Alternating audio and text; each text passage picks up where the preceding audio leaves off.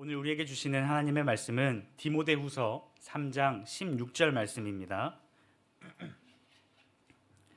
디모데후서 3장 16절.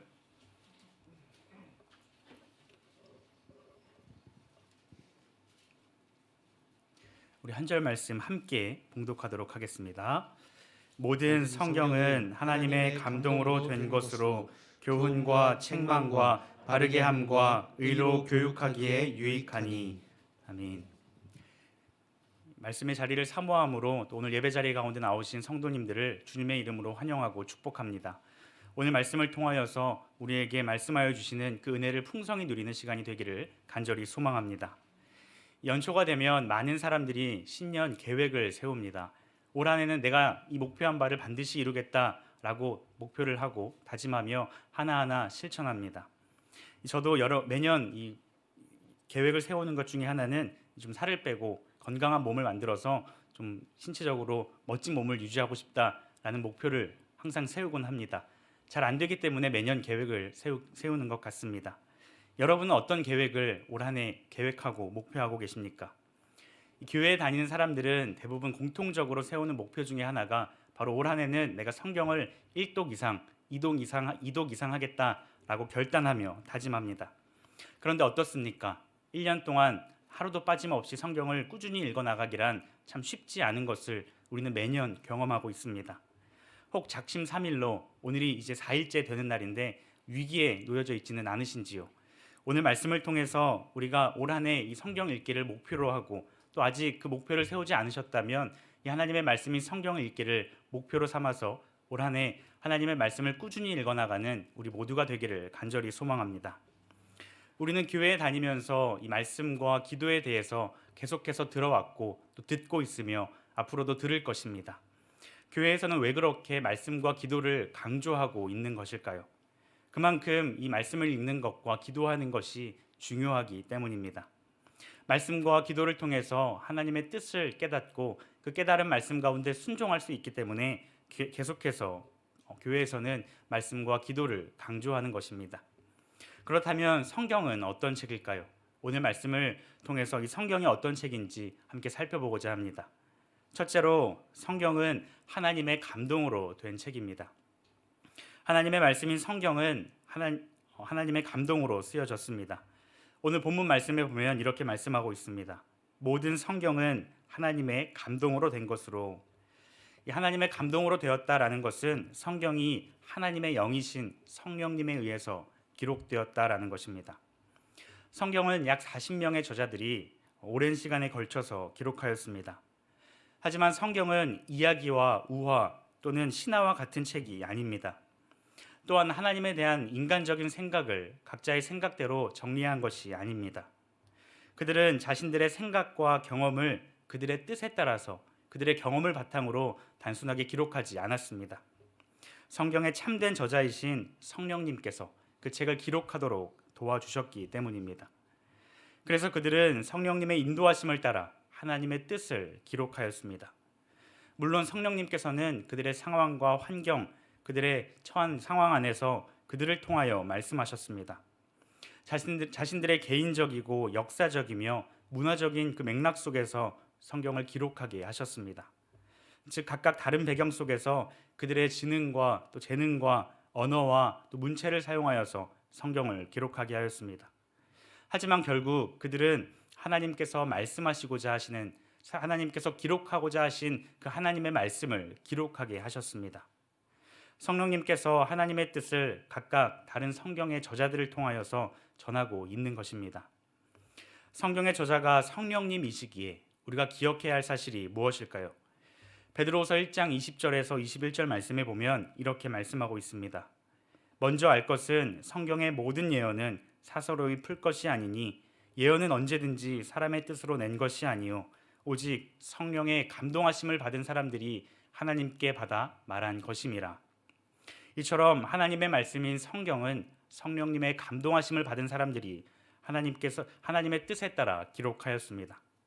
그래서 성경을 읽을 때 우리는 성령님의 인도하심을 따라 성경을 읽어 나가야 합니다.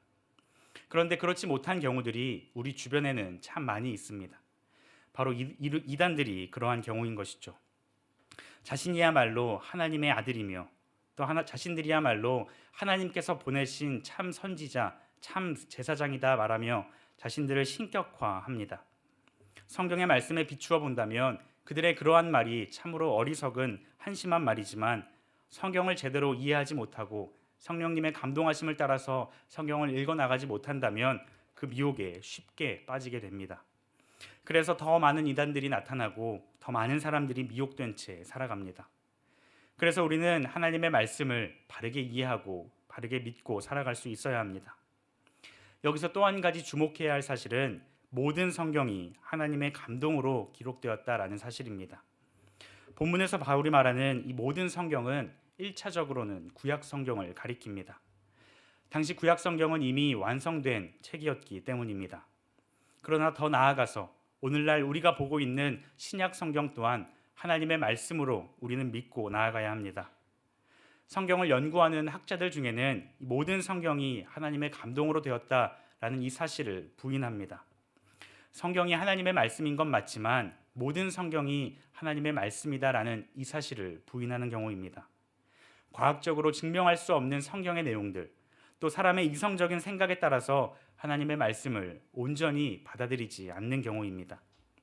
하지만 오늘 본문에서는 모든 성경이 하나님의 말씀이다라는 이 사실을 우리에게 분명하게 말씀하고 있습니다. 오늘날 우리가 보고 읽는 신구약 66권 모두가 1.1획의 오차 없이 하나님의 말씀임을 우리는 믿으며 성경을 접합니다. 이처럼 성령님께서 성경의 저자가 되시기에 우리는 성령님의 도우심을 따라서 성경을 읽어 나갈 수 있어야 합니다. 성경을 연구하고 또 깊이 묵상하는 것 이전에 우리는 반드시 성령님의 도우심을 구하며 나아가야 한다는 것이죠. 어릴 적 저는 학문적으로 똑똑하고 많은 것들을 배운 사람들, 또 글을 잘 읽고 글을 쓰는 사람들은 성경을 더 잘 이해하고 더 쉽게 이해하고 더 깊이 이해할 수 있겠다라고 생각하였습니다. 그래서 똑똑한 사람들이야말로 하나님과 친밀한 관계를 유지하며 그 말씀에 더 잘 순종할 수 있겠다라고 생각하였습니다. 하지만 정말 그럴까요? 세상에 많은 똑똑한 사람들 중에는 성경 말씀을 아무리 많이 읽어도 그 말씀을 깨닫지 못하고 그 말씀에 순종하지 못하는 사람들이 참 많이 있습니다.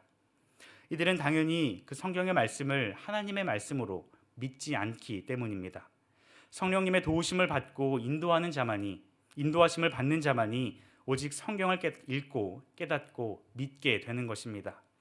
반대로 말하면 소위 많은 세상의 지식을 가지고 있다 하더라도 성령님의 도우심이 없다면 한 말씀도 하나님의 말씀으로 깨달을 수 없으며 그 말씀에 순종할 수 없는 것입니다. 우리의 학문적인 지식이 부족하고 또 그를 이해하는 데 있어서 어려움이 있다 하더라도 하나님의 말씀인 성경을 하나님의 감동으로 성령님의 감동하심으로 읽고 이해할 때 우리는 그 말씀이 하나님의 말씀임을 믿고 순종할 수 있는 것입니다. 그렇기에 우리의 할 일이 무엇일까요? 말씀을 깨닫기 위하여서 말씀을 읽기 전 우리는 반드시 성령님의 도우심을 구해야 합니다. 우리는 기도를 통하여서 성령님의 도우심을 구하고 성령님께서 함께 하실 때 그 말씀을 온전히 믿고 깨달을 수 있는 것입니다. 모든 성경이 하나님의 감동으로 기록되었다라는 이 사실을 우리가 바르게 믿음으로 성령님의 도우심을 구하고 기도를 통하여서 하나님의 말씀인 성경을 믿고 깨달으며 순종하며 나아가는 우리 모두가 되기를 간절히 소망합니다. 둘째로 성경은 우리에게 교훈을 줍니다. 본문 말씀에 보면 모든 성경은 하나님의 감동으로 된 것으로 교훈과라고 말씀하고 있습니다. 하나님의 말씀은 우리에게 교훈을 줍니다. 이 교훈은 가르침이라고도 번역할 수 있습니다. 성경은 우리에게 진리의 말씀을 가르쳐주고 있습니다. 그렇다면 성경은 우리에게 어떤 가르침의 말씀을 전하고 있는 것일까요? 성경은 영생에 대하여서 우리에게 말씀하고 있습니다. 요한복음 5장 39절 말씀에 보면 너희가 성경에서 영생을 얻는 줄 생각하고 성경을 연구하거니와 이 성경이 곧 내게 대하여 증언하는 것이니라 라고 말씀하고 있습니다. 우리는 성경을 통하여서 영생에 대해서 알 수 있고 깨달을 수 있습니다. 그렇다면 영생은 무엇일까요? 요한복음 17장 3절 말씀에 보면 영생에 대하여 이렇게 말씀하고 있습니다. 영생은 곧 유일하신 참 하나님과 그가 보내신 자 예수 그리스도를 아는 것이니이다. 우리는 성경을 통하여서 영생을 발견할 수 있고 영생은 하나님과 그가 보내신 자 예수 그리스도를 아는 것이다라고 말씀하고 있습니다. 이처럼 우리는 성경을 통하여서 영생을 깨달을 수 있습니다. 그리고 영생이 되시는 하나님과 예수님 그리고 성령님에 대해서 알 수 있습니다. 우리는 성경을 통하여서 삼위 하나님을 알 수 있고 이 삼위 하나님을 통하여서 영생을 누릴 수 있습니다. 그렇다면 여기서 말하고 있는 안다라고 하는 것은 무엇일까요? 창세기 4장 1절 말씀에 보면 이렇게 말씀합니다. 아담이 그의 아내 하와와 동침하매라고 말씀합니다. 본문에서 동침하다라는 이 단어는 안다라는 말과 동의어로 사용하고 있습니다. 이는 하나님께서 창조하신 아담과 하와, 즉 부부가 한 몸이 되어서 서로를 알아가는 것처럼 삼위 하나님을 말씀을 통해서 알아간다라고 말씀하는 것입니다. 또한 요한복음의 포도나무 비유에서 이 가지가 나무에 접붙여져 있는 것과 같이 삼위 하나님과 자신의 백성들이 접붙여지는 것을 말씀하고 있습니다. 부부가 동침하여서 서로를 아는 것처럼 또 가지가 뿌리에 접붙여지는 것과 같이 삼위 하나님과 연합하는 것, 그것이 바로 하나님을 아는 것이며 이를 통하여서 우리는 영생이 무엇인지 영생을 누리며 살아갈 수 있는 것입니다. 하나님께서는 자신의 사랑하는 백성들을 택하시고 또 그들과 언약의 관계를 맺어 주셨습니다. 또한 그들에게 말씀을 통하여서 하나님께서 원래 창조하셨던 그 하나님의 나라가 어떤 나라인지 말씀하고 계시며 그 나라를 회복하시기 위하여서 택하신 백성들을 인도하고 계십니다. 죄로 인하여서 하나님 나라가 깨어지고 그 나라가 오염되었지만 하나님께서는 참 진리이신 예수 그리스도를 통하여서 그 나라를 회복해 가고자 하셨습니다. 요한복음 8장 32절 말씀에는 이렇게 말씀합니다. 진리를 알지니 진리가 너희를 자유롭게 하리라. 우리는 참된 진리 안에서 참된 자유를 누리며 살아갈 수가 있습니다. 이 말씀은 동일하게 오늘 우리에게도 주어졌습니다. 우리는 하나님의 말씀을 통하여서 하나님께서 가르쳐 주시는 교훈, 즉 참된 진리 안에서 영생을 누릴 수 있으며 그 진리 안에서 우리는 참된 자유함을 누리며 살아갈 수가 있습니다. 요즘은 참 많은 사람들이 유튜브를 시청합니다. 유튜브를 통하여서 자신이 관심 있는 분야에 대해서 시청하고 또 정보를 얻습니다. 사람마다 영상을 시청하는 이 카테고리가 다르겠지만 이 대부분의 사람들이 공통적으로 시청하는, 그래서 조회수가 참 높은 영상 중에 하나가 바로 이 신체의 건강에 대해서 다루는 영상이 그러합니다. 사람의 건강을 다루는 영상이야말로 모든 사람들이 관심을 가지고 찾아보는 영상 중 하나입니다. 질병을 예방하기 위한 영상, 이 바른 식습관을 위한 영상 등 사람의 신체적인 건강을 위하여서 이 안내하는 영상에 사람들은 관심을 가지고 즐겨봅니다.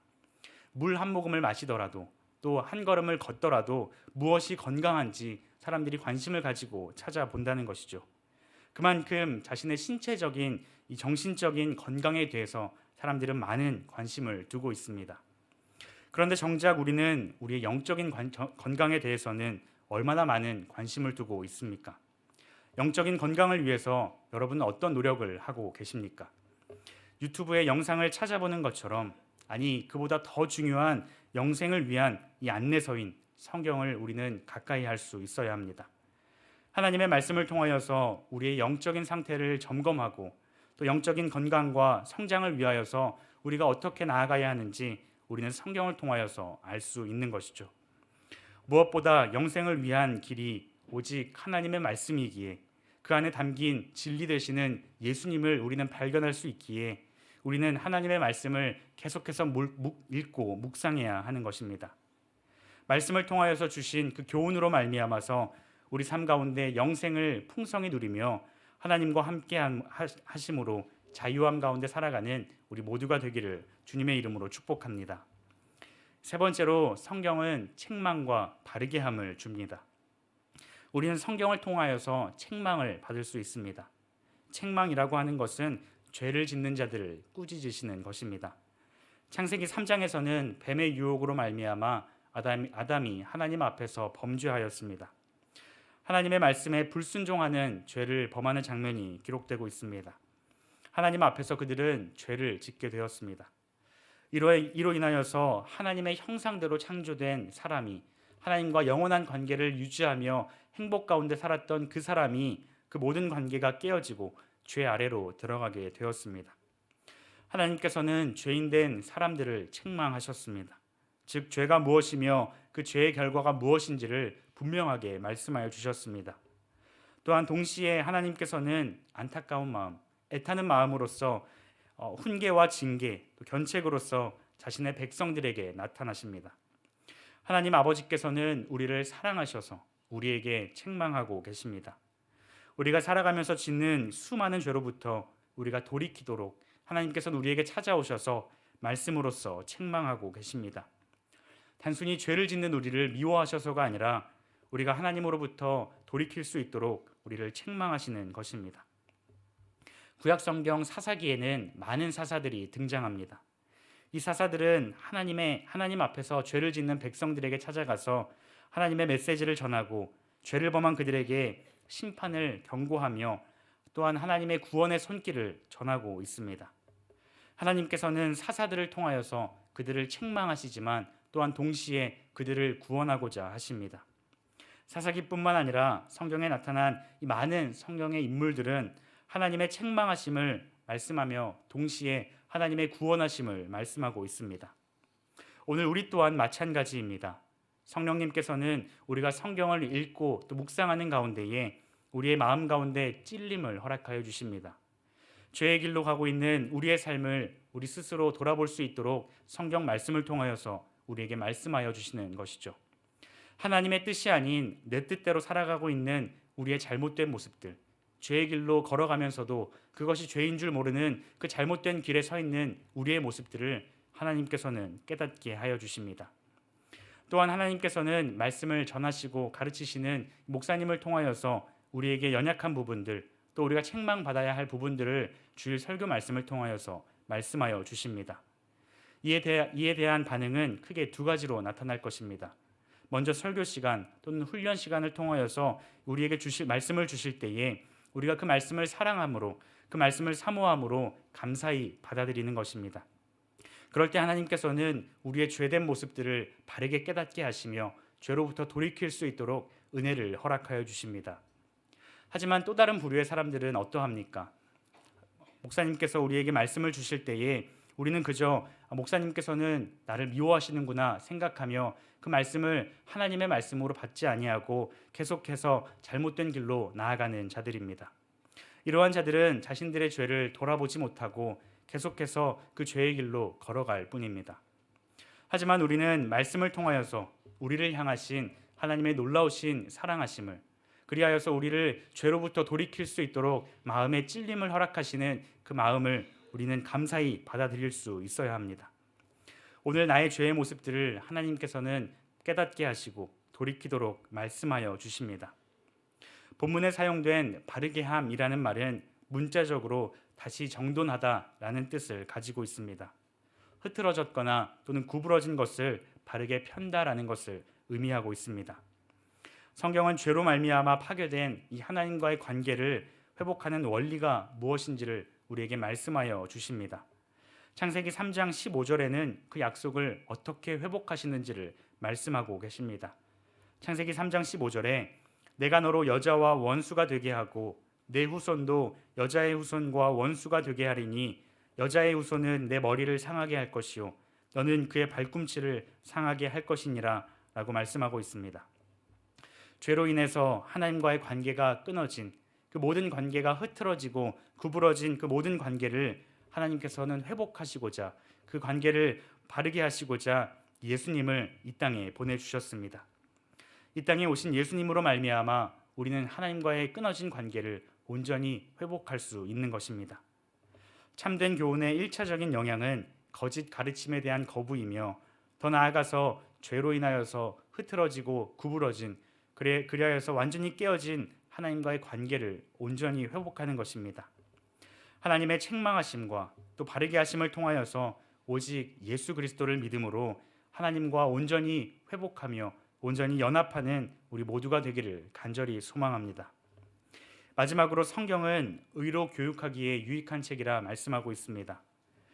의로 교육한다라는 것은 하나님과 자기 백성의 관계가 다시 회복된 후에 그 백성들이 어떻게 살아가야 하며 무엇을 위해 살아가야 하는지 우리에게 분명하게 말씀하는 것입니다. 웨스터민스터 소요리 문답 제1문답에서는 사람의 제일 되는 목적이 무엇입니까? 라는 물음에 사람의 제일 되는 목적은 하나님을 영화롭게 하고 영원토록 그분을 즐거워하는 것이다 라고 답변하고 있습니다. 우리는 하나님께만 영광 돌리는 삶을 살아가야 합니다. 그것이 우리를 창조하신 하나님의 삶의 목적이며 이유가 되십니다. 성경은 우리 삶에 관한 유일한 규칙이며 지침서가 됩니다. 성경은 하나님을 기쁘시게 하고 하나님께 영광 돌리는 삶이 무엇인지를 우리에게 분명하게 말씀하고 있습니다. 우리는 성경을 통하여서 날마다의 삶 가운데 죄로부터 떠나 하나님을 기쁘시게 하는 삶이 무엇인지 또 그 뜻대로 살아가도록 다짐하고 결단할 수 있는 것입니다. 이처럼 성경은 과거 유대인의 역사 또 그 이후의 교회의 역사만을 기록하고 있는 책이 아닙니다. 모든 이야기와 모든 예언과 또 모든 교훈의 말씀들은 우리로 하여금 삼위 하나님을 바르게 보게 합니다. 그분이 우리를 얼마나 사랑하시는지, 우리를 얼마나 사랑하셔서 우리를 향하신 그 은혜와 그 사랑이 무엇인지를 우리에게 분명하게 말씀하십니다. 그리하여서 죄인된 우리가 하나님으로 말미암아서 예수 그리스도로 말미암아서 그 관계가 회복되어지고 회복된 우리가 어떻게 살아가야 하는지, 하나님께 어떻게 영광 돌리며 어떻게 그분을 기쁘시게 할 수 있는지 말씀하고 있는 책입니다. 이처럼 성경은 단순히 지식적으로만 알고 끝나는 것이 아니라 우리 삶을 변화시키시고 그리하여 우리 삶에서 날마다 변화된 삶을 살아가도록 말씀하고 있습니다. 시편 119편 105절 말씀에는 주의 말씀은 내 발의 등이요 내 길의 빛이니이다 라고 말씀하고 있습니다. 삶을 살아갈 때에 발의 등이 되며 내 길의 빛이 되는 하나님의 말씀을 붙잡고 살아갈 수 있는 우리 모두가 되기를 간절히 소망합니다. 하나님의 말씀에 따라서 한 걸음 한 걸음 나아가고 하나님께서 멈추라 하시는 그 자리 가운데에서 담대하게 멈출 수 있는 우리 모두가 되기를 간절히 소망합니다. 이처럼 하나님께서는 성경을 통하여서 우리에게 말씀하시기를 원하십니다. 성경을 읽는 그 시간은 우리가 하나님과 마주하여서 하나님의 음성을 듣는 시간입니다. 여러분은 그 시간을 정말로 소중하게 생각하며 하나님과 만나는 그 시간을 소중하게 생각하고 있습니까? 우리가 하나님의 음성을 듣는 그 시간을 소중하게 생각한다면 우리는 다른 그 어떤 시간과도 그 시간을 바꾸지 않을 것입니다. 남는 시간에 성경을 보거나 남는 시간에 하나님을 만나는 그런 시간을 갖지 않을 것입니다. 그 어떤 시간보다 하나님과 만나는 그 시간을 우선순위로 두고 하나님을 만나는 그 시간에 기쁨으로 나아갈 것입니다. 요즘은 어느 시간대건 이 카페에 많은 사람들이 모이고 있습니다. 다양한 목적들을 가지고 카페에 오겠지만 대부분의 경우에는 상대방과 대화하기 위해서 이 카페에서 시간을 보냅니다. 그런데 상대방이 전혀 그 시간에 소중하게 생각하지 않고 그 시간에 집중하여 대화에 참여하지 않는다면 그 사람은 참으로 무례한 사람이 될 것입니다.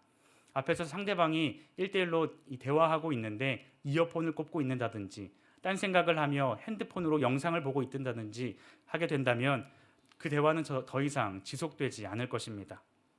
저는 얼마 전부터 누군가와 같이 살고 있습니다. 이 아내와 저는 대화하는 것을 참으로 좋아합니다. 그래서 시간을 맞추어서 이 저녁을 먹으며 함께 대화합니다. 그런데 제가 만약 그 시간에 피곤하다는 핑계로 바쁘다는 핑계로 대화하기를 거부하고 딴 생각하며 계속해서 대화하기를 피한다면 그 시간은 더 이상 함께하는 시간이 아닐 것입니다. 주님께서도 마찬가지입니다. 주님께서는 우리와 대화하기를 원하십니다. 1대1로 만나서 우리에게 말씀하시기를 원하십니다. 그런데 우리의 태도는 어떠합니까?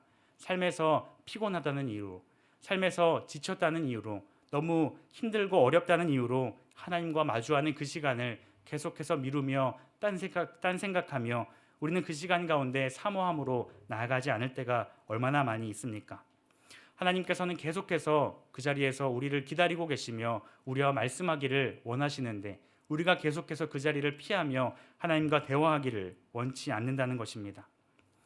사랑하는 성도 여러분, 하나님의 말씀인 이 성경을 사모함으로 나아가는 우리 모두가 되기를 소망합니다. 여전히 우리를 기다리고 계시며 여전히 우리에게 말씀하고자 하시는 그 주님의 말씀에 귀를 기울이며 나아가는 우리 모두가 되기를 소망합니다. 하나님의 음성을 듣는 그 시간을 우리 삶에 하루에 허락하신 그 모든 시간 가운데 최고의 순간으로 여기며 최고의 시간으로 여기며 우선순위를 두며 나아갈 수 있기를 간절히 소망합니다. 말씀을 맺고자 합니다. 오늘 말씀을 통하여서 우리는 성경이 어떤 책인지 살펴보았습니다. 하나님의 말씀인 성경은 하나님의 감동으로 기록된 하나님의 말씀입니다. 우리는 이 성경을 성령님의 도우심으로 바르게 깨달을 수 있습니다. 또한 성경을 통하여서 우리의 죄의 문제를 우리가 바르게 깨달을 수 있으며 우리가 그 죄로부터 말미암아 구원하신 그 예수님의 그 은혜와 사랑을 바르게 볼 수 있습니다.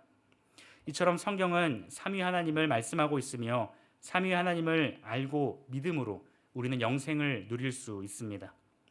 무엇보다 성경을 통하여서 우리가 하나님을 어떻게 기쁘시게 할 수 있는지, 어떻게 하나님께 영광 돌리며 살아갈 수 있는지, 어떻게 변화된 삶을 살아갈 수 있는지 우리는 성경을 통하여서 깨달을 수 있습니다. 하나님의 말씀을 늘 가까이 함으로 하나님의 인도하심을 따라 하나님의 말씀에 순종하여 그리하여 하나님과 온전한 친밀한 관계 속에서 하나님께만 영광 돌리며 살아가는 우리 모두가 되기를 주님의 이름으로 축복합니다.